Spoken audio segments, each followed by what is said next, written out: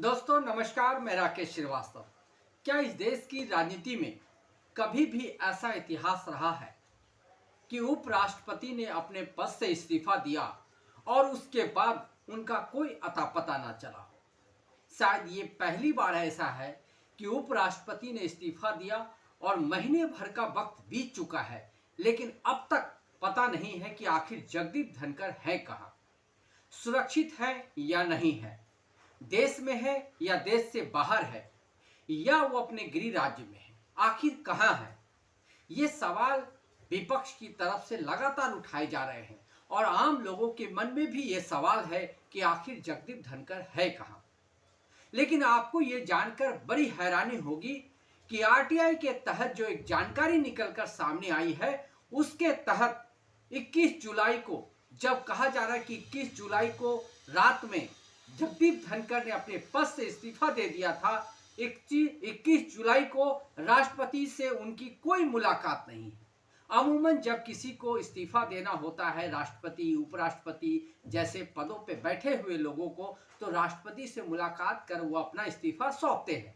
लेकिन आरटीआई की जानकारी कहती है कि 21 जुलाई को ऐसी कोई मुलाकात नहीं हुई।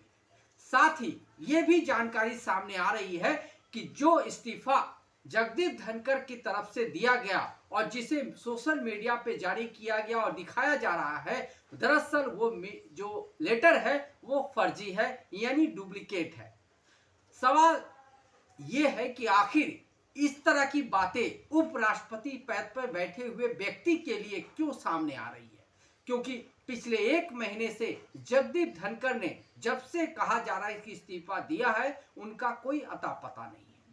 कुछ रिपोर्ट्स बताते हैं और कुछ सूत्र बता रहे हैं कि उन्हें हाउस अरेस्ट करके रखा गया है, यानी दिल्ली में ही है, लेकिन उपराष्ट्रपति भवन में नहीं है, बल्कि दिल्ली के ही आसपास कहीं पर उन्हें रखा गया है और वो घर के अंदर है।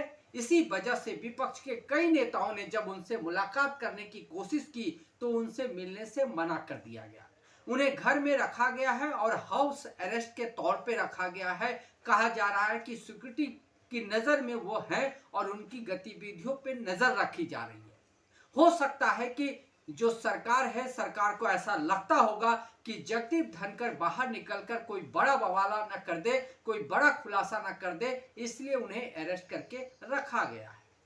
9 सितंबर को जो उपराष्ट्रपति का चुनाव होने वाला है, कहा जा रहा है कि इसके बाद हो सकता है कि जगदीप धनखड़ को लेकर कोई खास जानकारी सामने आए कि वो कहाँ है, सुरक्षित है या नहीं है, या उनकी जो पब्लिक आप कह सकते हैं कि पब्लिक में दिखने की बात हो, वो सामने आ सकती है। लेकिन फिलहाल जगदीप धनखड़ को लेकर कोई जानकारी नहीं है। लेकिन इसी बीच जो ये दो तरह की जानकारी सामने आई है कि राष्ट्रपति से उनकी कोई मुलाकात नहीं हुई थी, और दूसरा जो उनका लेटर दिखाया जा रहा है इस्तीफे का, वो पूरी तरह से फर्जी है। इसने कई सवाल खड़े कर दिए हैं।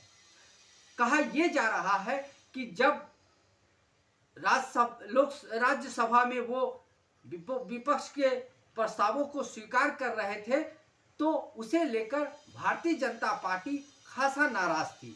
कहा यह जा रहा है कि पिछले कुछ समय से वो भारतीय जनता पार्टी के खिलाफ चले गए थे और इसी दूरी की वजह से उन्होंने विपक्ष का जो प्रस्ताव था एक जज के खिलाफ, उसे स्वीकार किया था। और इसके बाद ही मामला इतना गंभीर हुआ कि उन्होंने अपने पद से इस्तीफा दिया या नहीं दिया, लेकिन उसके इस्तीफे की घोषणा रात में कर दी गई और उसके जरिए एक लेटर भी जारी किया गया। लेकिन इस दौरान कहीं भी उपराष्ट्रपति नजर नहीं आए। तो क्या ये उपराष्ट्रपति ने खुद से इस्तीफा दिया था, या उनके नाम पर किसी और ने इस्तीफा दे दिया, या फर्जी इस्तीफे को सर्कुलेट करके ये प्रचारित करने की कोशिश की गई कि उपराष्ट्रपति ने स्वास्थ्य के हवाले से इस्तीफा दे दिया है और अब वो इस पद पे नहीं है।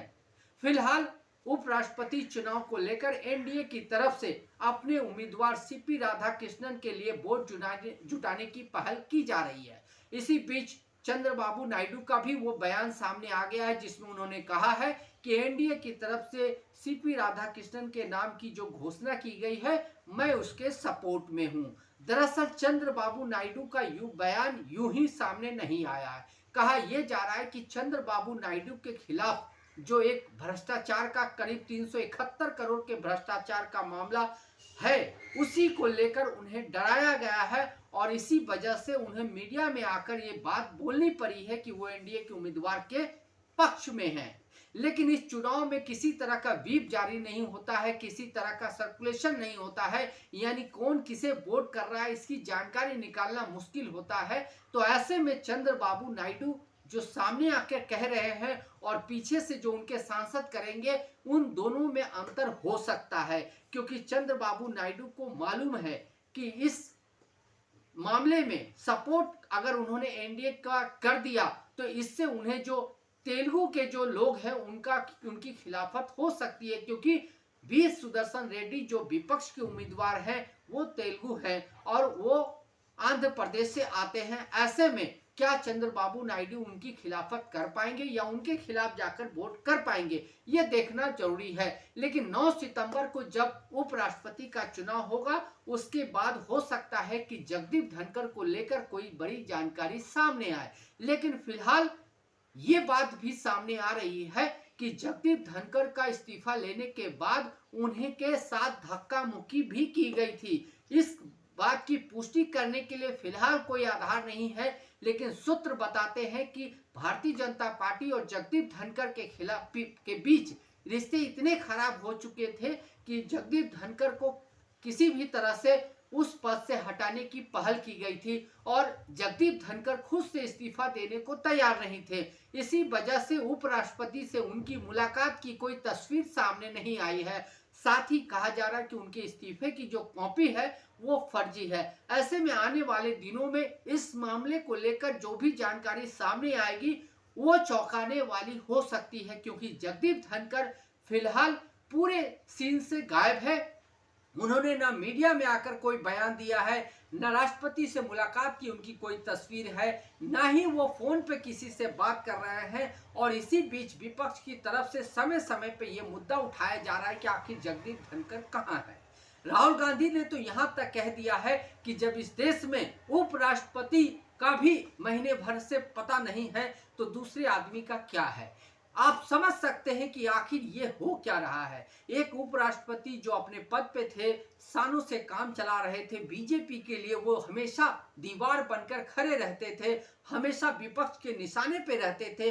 विपक्ष का हमेशा आरोप रहता था कि जगदीप धनखड़ सत्ता पक्ष के सहमति के लिए विपक्ष को बोलने नहीं देते हैं। वही जगदीप धनखड़ को ऐसे पद से हटाया गया जैसे वो किसी कार्यालय के कर्मचारी हों या प्राइवेट नौकरी करते हों।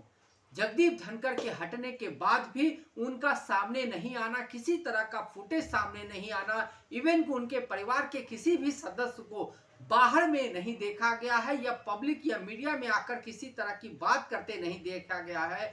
इसे लेकर जाट समुदाय में खासा गुस्सा है और जाट समुदाय का वो प्रतिनिधित्व करते रहे हैं। कई बार जाट समुदाय को लेकर उन्होंने एक स्तंभ की तरह खड़ा होने का साहस दिखाया था, लेकिन पिछले 1 महीने से जब से उनके उपराष्ट्रपति पद से इस्तीफे की का मामला सामने आया है, उनका कुछ अता पता नहीं चला है। ऐसे में सवाल ये उठ रहा है कि क्या उपराष्ट्रपति ने इस्तीफा दिया या उपराष्ट्रपति ने इस्तीफा नहीं दिया, और उनके उपराष्ट्रपति के इस्तीफे के बिना ही उनके नाम से एक लेटर सर्कुलेट करके इस्तीफा मान लिया गया, क्योंकि राष्ट्रपति से मुलाकात की उनकी कोई तस्वीर नहीं है। और जो लेटर आरटीआई के जरिए ये बताया जा रहा है कि वो लेटर फर्जी है और तमाम तरह की जानकारियां सामने आ रही है। ऐसे में इस देश के लोकतंत्र के लिए इससे बुरा दिन और कुछ नहीं हो सकता है कि एक उपराष्ट्रपति को अपने पद से इस्तीफा देने के लिए मजबूर किया गया या उनके नाम पे ही इस्तीफा दे दिया गया और महीने भर से उनका कोई अता पता नहीं है। आने वाले दिनों में यानी 9 सितंबर को जब उपराष्ट्रपति का चुनाव होगा और किसी दोनों उम्मीदवार में से कोई एक जीतकर उपराष्ट्रपति बनेंगे, हो सकता है कि उसके बाद उनको शायद पब्लिक में देखा जाए या उन्हें जहां भी नजरबंद रखा गया है वहां से मुक्त किया जाए, क्योंकि फिलहाल पूर्व उपराष्ट्रपति जगदीप धनखड़ के बारे में कोई जानकारी नहीं है। और इस देश के इतिहास में 1947 से अब तक जब से सरकार बन रही है और उपराष्ट्रपति और राष्ट्रपति का प्रचलन है, तब से आप अब तक ये पहला मौका होगा जब एक उपराष्ट्रपति इस्तीफा देते हैं और उसके बाद उनका कोई अता पता नहीं चलता है। आने वाले दिनों में सरकार को भी शायद इसे लेकर जवाब देना पड़े। फिलहाल इस मामले को लेकर सरकार पूरी तरह से चुप्पी साधे हुए है और मामले को भटकाने के लिए तरह तरह की बातें की जा रही है। फिलहाल सरकार का पूरा ध्यान नए उपराष्ट्रपति के चुनाव पे टिका है। इस चुनाव के बाद हो सकता है कि जगदीप धनखड़ को लेकर कोई बड़ा खुलासा, कोई बड़ी जानकारी सामने आए। आज के लिए बस इतना ही। अगर आप हमारे श्रोता हैं तो आप हमें जरूर लाइक और सब्सक्राइब करें। तब तक के लिए नमस्कार।